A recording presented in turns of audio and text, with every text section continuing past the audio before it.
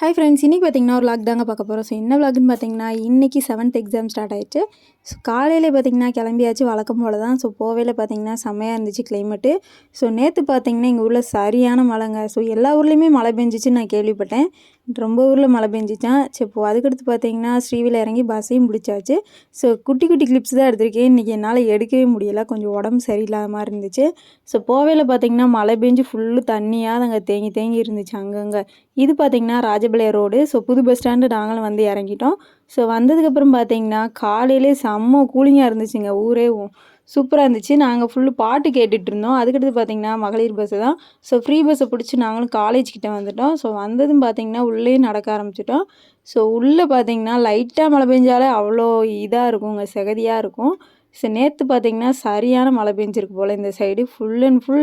ஃபுல்லாக தண்ணி தேங்கி தாங்க இருந்துச்சு. அதில் நாங்கள் பார்த்து பார்த்து நடந்து அப்படியே பொறுமையாக போனோம். ஸோ உள்ளே போனதும் பார்த்திங்கன்னா கிறிஸ்மஸ் ட்ரீ வச்சுருந்தாங்க.